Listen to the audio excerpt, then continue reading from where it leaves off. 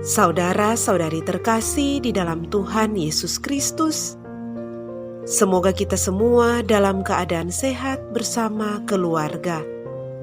Saat ini marilah kita mendengarkan bacaan kitab suci dan renungan harian Rabu 29 Desember tahun 2021. Marilah berdoa. Dalam nama Bapa dan Putra dan Roh Kudus. Amin. Allah Bapa yang penuh kasih, pada saat ini kami akan membaca dan merenungkan firman-Mu. Kami mohon, bukalah hati kami, agar kami dapat hidup seturut dengan firman-Mu. Demi Kristus Tuhan dan pengantara kami. Amin. Bacaan pertama. Bacaan dari surat pertama Rasul Yohanes. Saudara-saudara terkasih, inilah tandanya bahwa kita mengenal Allah, yaitu jikalau kita menuruti perintah-perintahnya. Barang siapa berkata, "Aku mengenal Allah," tetapi tidak menuruti perintahnya, ia adalah seorang pendusta, dan tidak ada kebenaran di dalam dia. Tetapi barang siapa menuruti firman-Nya, di dalam orang itu kasih Allah sungguh sudah sempurna. Dengan itulah kita ketahui bahwa kita ada di dalam Allah. Barang siapa mengatakan bahwa ia ada di dalam Allah, ia wajib hidup sama seperti Kristus telah hidup.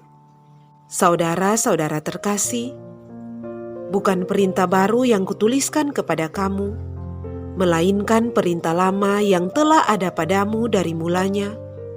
Perintah lama itu ialah firman yang telah kamu dengar. Namun perintah baru juga yang kutuliskan kepada kamu. Perintah ini telah ternyata benar di dalam Dia dan di dalam kamu. Sebab kegelapan sedang melenyap dan terang yang benar telah bercahaya. Barang siapa berkata bahwa ia berada di dalam terang, tetapi membenci saudaranya, ia berada di dalam kegelapan sampai sekarang. Barang siapa mengasihi saudaranya, ia tetap berada di dalam terang, dan di dalam dia tidak ada penyesatan. Tetapi barang siapa membenci saudaranya, ia berada di dalam kegelapan dan hidup di dalam kegelapan. Ia tidak tahu kemana ia pergi, karena kegelapan itu telah membutakan matanya. Demikianlah sabda Tuhan. Syukur kepada Allah. Bacaan Injil. Inilah Injil suci menurut Lukas. Dimuliakanlah Tuhan. Ketika genap waktu pentahiran menurut hukum Taurat, Maria dan Yusuf membawa anak-anak Yesus ke Yerusalem untuk menyerahkan dia kepada Tuhan. Seperti ada tertulis dalam hukum Tuhan, semua anak laki-laki sulung harus dikuduskan bagi Allah. Juga mereka datang untuk mempersembahkan kurban menurut apa yang difirmankan dalam hukum Tuhan, yaitu sepasang burung tekukur dan 2 ekor anak burung merpati. Adalah di Yerusalem seorang bernama Simeon.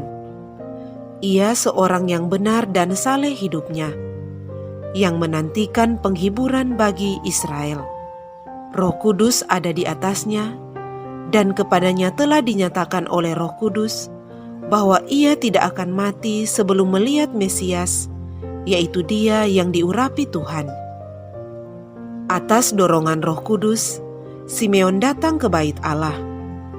Ketika kanak-kanak Yesus dibawa masuk oleh orang tuanya untuk melakukan apa yang ditentukan hukum Taurat, Simeon menyambut anak itu dan menatangnya sambil memuji Allah, katanya, "Sekarang Tuhan, biarkanlah hamba-Mu ini pergi dalam damai sejahtera, sesuai dengan firman-Mu. Sebab mataku telah melihat keselamatan yang daripadamu, yang telah Engkau sediakan di hadapan segala bangsa, yaitu terang yang menjadi penyataan bagi bangsa-bangsa lain, dan menjadi kemuliaan bagi umat-Mu Israel." Yusuf dan Maria amat heran akan segala sesuatu yang dikatakan tentang kanak Yesus. Lalu Simeon memberkati mereka dan berkata kepada Maria, ibu anak itu, "Sesungguhnya anak ini ditentukan untuk menjatuhkan atau membangkitkan banyak orang di Israel, dan untuk menjadi suatu tanda yang menimbulkan perbantahan. Dan suatu pedang akan menembus jiwamu sendiri, supaya menjadi nyata pikiran hati banyak orang. Demikianlah sabda Tuhan. Terpujilah Kristus. Saudara-saudari terkasih di dalam Tuhan Yesus Kristus, renungan kita di saat ini diberi judul Memancarkan Terang Kristus. Saudara-saudari terkasih, bukti seseorang mengenal dan mengasihi Allah dapat dilihat dari penyerahan dirinya kepada Allah. Orang yang mengatakan mengenal Allah, tetapi tidak taat kepada perintahnya adalah pendusta. Maka, untuk mengetahui apakah kita sungguh-sungguh mengenal Allah, salah satu cara yang terbaik adalah menguji ketaatan kita dalam melaksanakan perintahnya. Saudara-saudari terkasih, pengenalan Simeon akan Allah membuat ia tetap setia dalam menantikan kedatangan Mesias sampai pada masa tuanya. Simeon adalah orang yang saleh dan benar. Hal ini dikaitkan dengan keteladanan hidupnya. Pengalaman hidup Simeon yang juga ditandai dengan karya Allah yang nyata dalam dirinya, yaitu ketika Roh Kudus memimpin ia ke bait Allah yang mempertemukannya dengan bayi Yesus.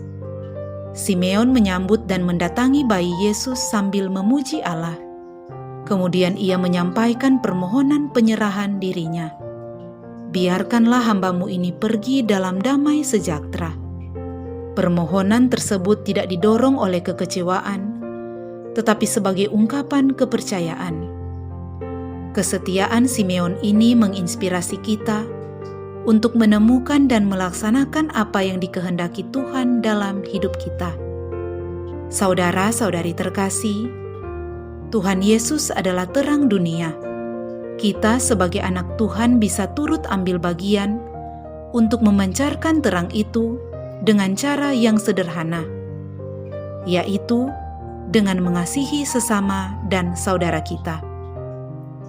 Bacaan pertama kita hari ini menegaskan hal itu, bahwa barang siapa mengasihi saudaranya, ia tetap berada di dalam terang.